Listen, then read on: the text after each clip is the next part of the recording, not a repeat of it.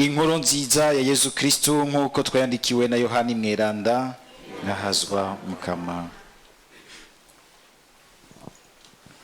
Muri irya minsi Yezu yariko arasenga ahanga ijuru ati: Dawe, ubutigu burageze, ninahaza umwana wawe nawe abone kuko ninahaza, yongeraho ubuzima budahera abo wamuhaye bose, kubera ububasha wamuhaye kucitwa ikiremwa cyose. Ubuzima budahera nabwo nukukumenya wewe Mana rudende y'ukuri, nuwo watumye Yesu Kristo. Narakuninahaje ku isi, nararanguye ibikorwa washinze gukora.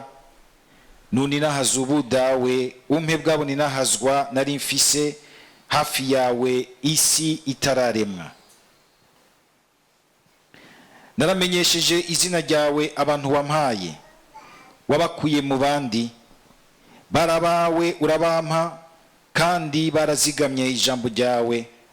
Ubu barazi kwico wampaye cyose cavuye kuri wewe, kuko amajambo wampaye nayabashikirije, nabo barayakira, baramenya ivy'ukuri ko namuka kuri wewe, bongera baremera ko ari wewe wantumye.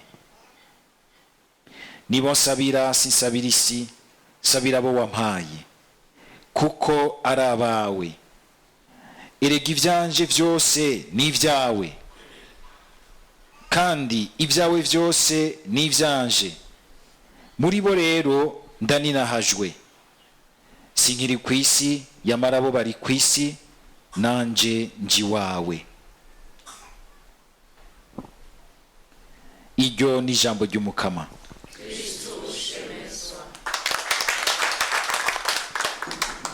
Muri iki gisabisho ca Yesu Kristo, mu mwanya yari muri kakanywa babu kanyuma n'abigishwa biwe mbere yuko aja ku marugo abagabo akadupfira ku musaraba, turumvamwo umutima Yesu yarafise muri ako kanya, tukawutangarira kandi tukamusaba kugira ngo natwe ategure ubuzima bwacu, kugira ngo igihe cyose tuja guhangana n'ibihe bigoye twame turi muri ico gihagararo ca Yesu, l'état d'esprit, ingene Yesu ahagaze muri we, mu muzirikanyi wiwe.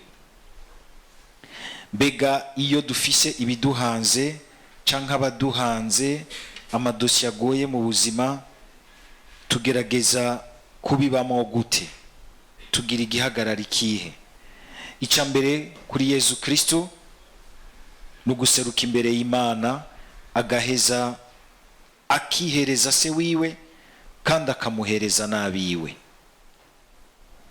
Ni vyiza yuko tumenya neza ingene mu bihe bene ivyo tumenya kwihereza Imana nk'uwacu wa mbere.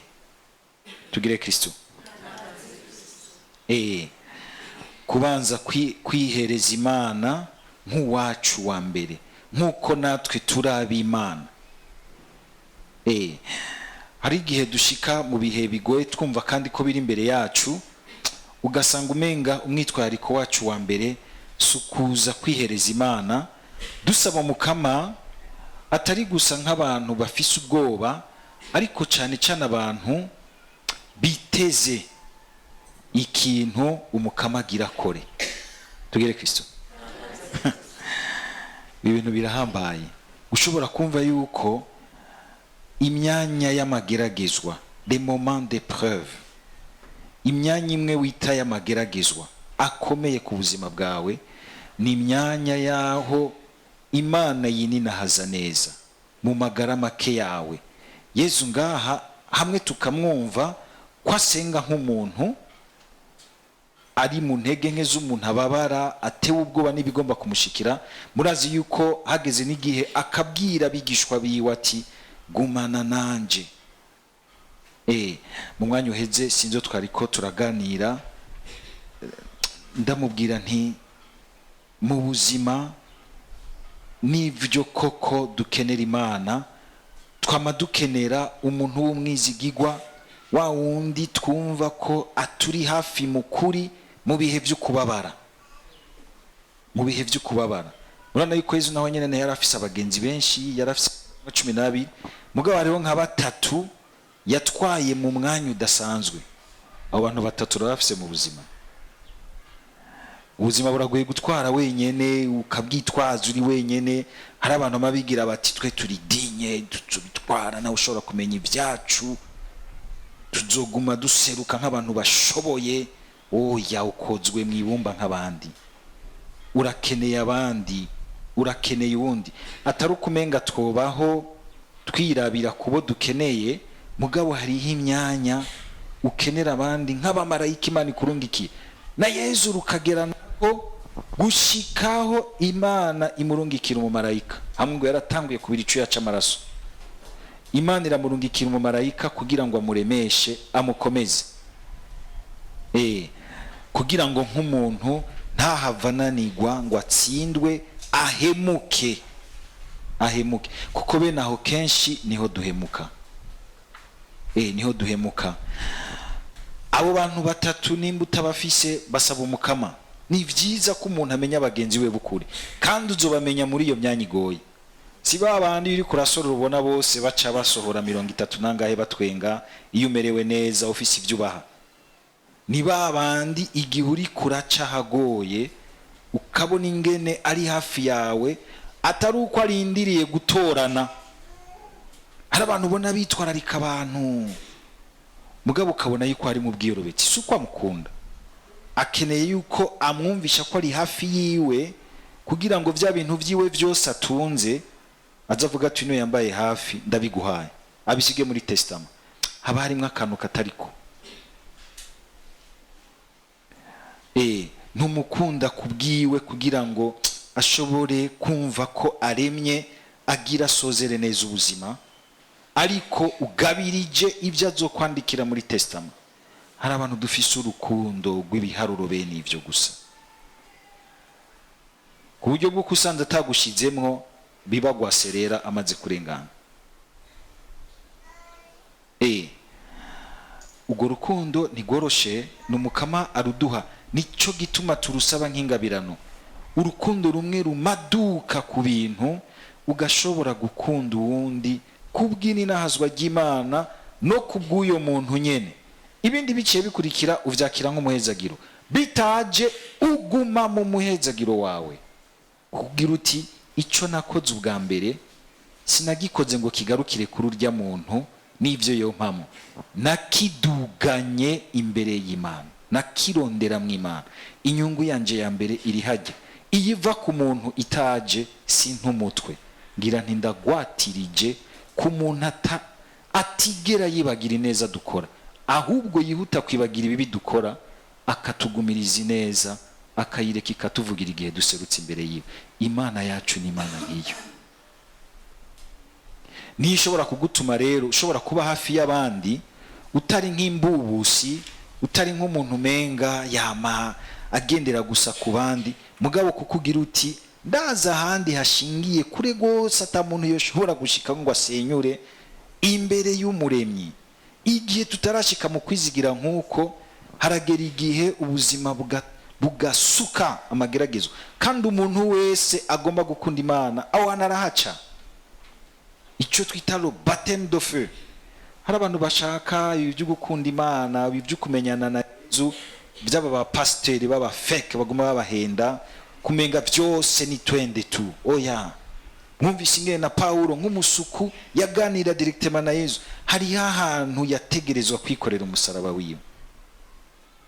Amadini dinamwe abapastori bamwe uyu munsi babemerera umuyezu atigeze yikorera umusaraba, atigeze avuga ati ushaka kunkurikira niyemere yikorera umusaraba wankurikire, atari kubw'umusaraba mugabo kuko aho hantu ari kugira ngo umusaraba uza kubera yuko twanse guhemukira Umukama, tukema ngo ubabare bwose tugira tuti turaza aho bizohereza. Singaha mu kubabara gusa, kuko ugumije umutima mukuri imbere yiwe kaba karyo kukuninahazwa. Mwumvise ingene Yesu muri uyu mwanya ingene asenga avuga, nagira ati dawe ndagowe ntabara nukuri kwese hera abagire banjye mubisi.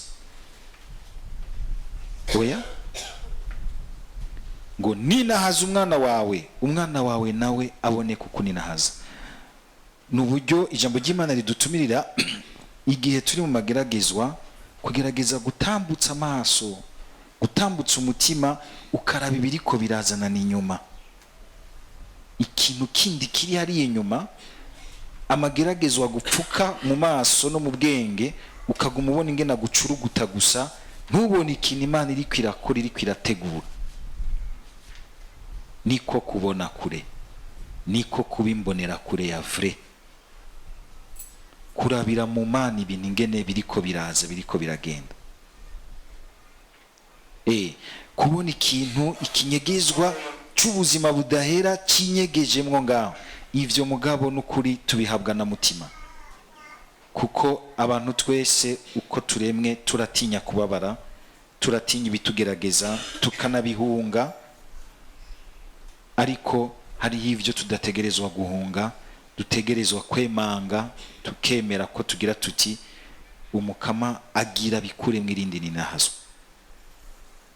Nayo ivyo Umukama akura mwininahazwa nibi rero mwumvise Yezu agira ati ngo nayo ubuzima budahera ngo nuko kumenya wewe Mana rudende, ngo nuwo watumye Yezu Kristo. Si kuvuga ngo nuwo yatumye ngo tumwemere gusa ivyo avuze, oya. Nukuvuga yuko gutangura agiyo Yezu avuze ati ngo kumwemera, si kumwaragira uti jewe ndakwemera kandi ivy'ukuri ndanditse ko ndakwemera. Nukwemera nka kumwe kwa Mutama, ariko ndababwira ejo twafuvye mu minsi heze, iryo jambo umuhungu wari tubwiye ryarandyoheye gose. Yapfuye n'iryo jambo yasozere yagira ati je crois, abivuze gatatu acarasinzira acarapfa.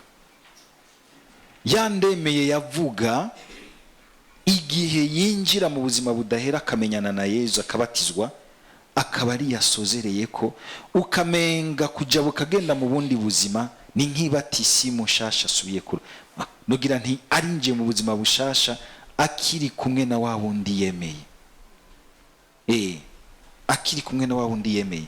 Kumwemera rero Yezu Kristo nuko guhindura ubuzima bwacu, urugendo rwo kuguma ibi na biriya byose, ibihitiye, ibihari uyu munsi nibizoza, kuguma uvyegeraniriza muri we, kugira ngo kumwe Pawulo abivuga ngo nimba twarapfanye nawe tuzozukana nawe, nimba twarababaye kumwe nawe tuzoninahazwa hamwe nawe. Ntashobora guhemukira umuntu yababaye ku izina ryiwe, ntashobora guhemukira umuntu yababaye ku izina ryiwe. Dusaba umutima mweranda muri iyi minsi turiko turamwambaza, aduhe iyo ngabirano yo kugenda iyi minsi dusigaje ubuzima bwacu twegeraniriza vyose muri uko kwemera Yezu Kristo, tukava muri kwa kwemera tugaragaza igihe dusenga, tukaba muri kwa kwemera tugendera mu buzima bwa misi yose, kugira ngo kuze gucike ukwemera dusozereramwo, ducikaniramwo, gutyo Imana ikaninahazwa muri twebwe kandi igasigarira ninahazwa no mu bacu, mu bagiriwe amahigwe bagashamika ubuzima bwacu ku buzima bwa nako bagashamika ubuzima bwabo ku buzima bwacu. Biraryoshe gushamika ubuzima bwacu ku bantu b'Imana. Marambona abantu uyu munsi barondera ubugenzi kuri WhatsApp, kuri Facebook, urondera kwande? Kumenya gushamika ubuzima bwawe ku bantu beza Imana ikurungikiye nk'abamarayika, abantu bumva yuko n'igihe umwiyumviriye wumva umenga biraguteruye mu Mana, hari ikintu vyibukirije bikabuye mu Mana. Hari igihe twirunda ko abagenzi babi bakaguma bugururira impemu mbi z'ububasha bubi mu buzima bwacu, kuko baduha ibintu, kuko batugira ibi canke biriya, mugabo ntubone yuko ari ibintu biriko birakuboha bizogutuma udashobora kuvuga uti ndemeye. Turumvise ingene Pawulo n'ubundi ahamagara abo yamenyesha ijambo ry'Imana, abemeye gukurikira Umukama bagashamika ubuzima bwabo ku buzima bwiwe, akabasezera akababwira neza ingene yumva ko imyanya yiwe ya nyuma iri kwiragera. agaheza akababwira amajambo twumvamwo igihagararo c'umutumwa koko. Ubwa mbere tukumva Pawulo agira ati, ariko arababwira kagira ati, murazi ko kuva nshikiye muri Aziya ingene twagendanye nkorera Umukama mu kwicisha bugufi. Ukwicisha bugufi k'umusuku w'Imana.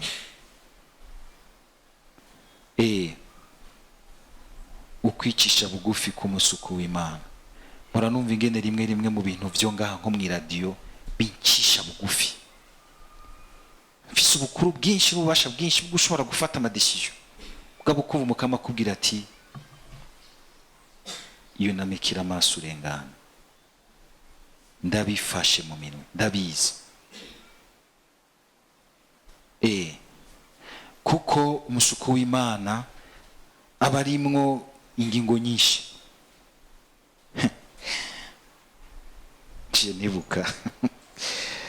nibuka umuntu ahantu mu paruwasi nahoze, hageze igihe ashwana n'umusaserdoti, bavuga yuko umusaserdoti yamuvumye, hama umushatsi wose ucuranyika, yamafise uruhara nk'ukumenga azinduka muri saro naho nyene bamumwesha ugwembe.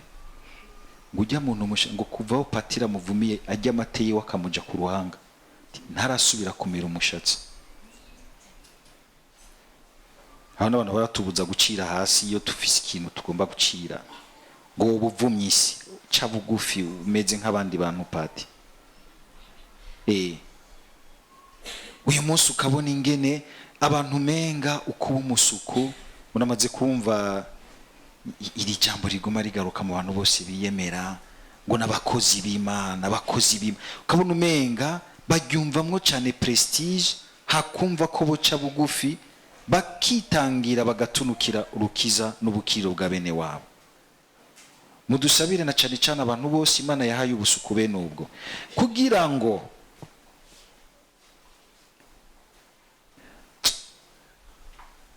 ubuzima ntibugume bwiyubaka mu muryango wa Ekleziya no mu kibano, bwiyubakira ku kugomba kubumvisha yuko umenga na katabonetse n'ibitangaza, kuko bihuma amaso, ukamenga umuntu ntacumva yuko ameze nk'abandi bantu, ntakiri umuvukanyi w'abandi.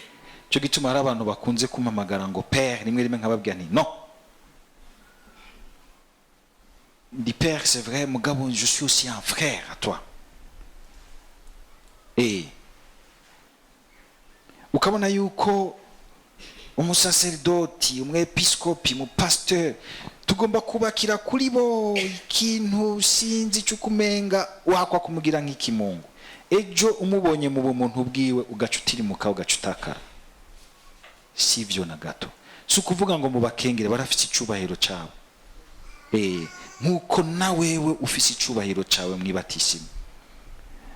Kandi nabo nyene bagategerezwa kuzigama uyu mutima uciye bugufi wo kumenya kumviriza mutima w'Imana mu gihugu c'Imana, wo kumenya ahubwo kumanuka bagakorera kuduza umuntu wese mwiteka giwe Imana yamushakiye. Bisaba guca bugufi kenshi, bisaba guca bugufi. Parakabandanya kagira ati, ngo nkorera Umukama mu kwicisha bugufi, mu marira no mu makuba nategwa n'imitego y'Abayahudi. Tugere Kristo. Ijambo ry'Imana ahantu rivuga ngo ukaba ushaka gukorera Imana, itegurire kugeragezwa. Kandi kugeragezwa gukomeye si bijya byo kugeragezwa n'ibintu vyo hanze. Hari ukugeragezwa kubabaza cyane, aho utegwa imitego nabo nyene byitwa ko barabawe. Abayahudi barabavukanye ba Paulo, barabavuka gihugu bamwe na Paulo. Mugabo bikabananira kumwakira, bakamubera imitego idasanzwe. Ariko ni vyiza yuko umusuku w'Imana aheza kamenya ingene iyo mitego ayitegura. Ntawo gomba rero kwibaza ngo yokorera Umukama no ngaha muri Radio Maria, ngo yogomba gukorera Umukama ngo bizoguma bigenda comme sur un mouvement rectiligne. Oya, iyitegure kuba kandi umugwanyazi ibigwanisha akoresha. Ahantu hose ukorera umukama mu muhari hehe, kuko si intambara isanzwe, ni intambara yo kugaragaza ubuninahazwa bw'Imana butarakigwa na bose. Nawe nyene utarashobora kwakira ngo usozere, hari intambara ugwana kuri wowe nyene. Murabona yuko na Yesu ari intambara yagwana kuri wowe nyene. Shitani kamugerageza mbere yuko agenda kugwana intambara yo kuyirukana mu bandi, akabanza kugwana intambara yo kuri wowe nyene, bagahangana nayo kandi ikamwosha ku mayeri kugwenga, igakoresha amajambo y'Imana, amajambo yase. Muzobona mbere yuko n'amageragezwa menshi ari y'abantu bashobora kwiberamwo bakaburira uwundi, bakamubanira nabi bitwaje ivy'Imana, bitwaje ivy'Imana. Akagira ati sinasivye kubigisha igihugu gikinje canke mu mazu canke mu migenderanire na bamwe bamwe, kugumana ijambo ry'Imana aho uri hose, kuko niryo ugize, niryo rikuzigama, niryo rigukingira. Hagiye twigisha amajambo y'Imana kandi tukumva neza ko ari Imana yadushizemwo. Bamwe bagatanga gutubwira bati ivyo bintu bireke, bazogufata bazokwica, baraza batora. Sinzo wambaye wa mbere kandi zombaye wa nyuma. Mugabo ntibikunda ko iryo jambo rikenewe ku buryo ntazoseruka imbere y'Imana mukamagira ati warahiye ku munwa no ku rurimi kubera ibi nibi nibi, inyungu ugomba gukura kuraba canke gukundwa naba. Hariho amajambo tutajwengura, benshi bakibaza bati ngo ni vyumviro vyacu. Oya, ndingaha kwizina ry'Umukama. Guca kubiri n'ijambo ryiwe ngo nuko ikibabagwe canke impuwezu canke sinzi ibyo ndashaka. Oya, kuko ari ahantu nzobibazwa imbere y'Imana. Gusabira abo bose baseruka ku izina ry'Umukama bagashikiriza n'ijambo. Tugire Kristo ngo ndababwira akantu kintu gitanga. Hari igihe mba niko nababwira ibintu sinzi ko maze kubibabwira, kuko negerezwa kubabwira amajambo atarayiwanja ndengeye, nkabivuga nkumva irindi byo rimbwiye riti pati wibuke yuko nawe utarabishobora. Mu mutima nkaca ndagishura nti ego, kuko sindi ko mvuga ibyo nshobora, mvuga ibyo Umukama yashoboye. Nkategezwa nanje kubisangira namwe kugira ngo tugerageze gufashanya kubishoborera hamwe. Niko guca bugufi. Bene iki gihagararo c'umutumwa rero gisaba yuko umuntu aguma agaruka akazirikana ubuzima bwiwe imbere y'Imana. Dusaba Umukama kugira ngo twese ko Imana mwibatisimu yaduhaye umutima wayo kugira ngo tuberanire abatumwa beza, ngo urugendo rwacu tuze turusozere tukiri muri iryo teka ry'abizigirwa b'Imana. Imana yubahutse ikagira iti ndagushizemwe amajambo yanje kuko naguhaye umutima wanje. Dushobore gusozera natwe twumva ko twinjiye mu kuninahazwa n'Imana, atari ukumenga turatakaye karabaye biraheze, ahubwo ibiryoshe biratanguye. Amen.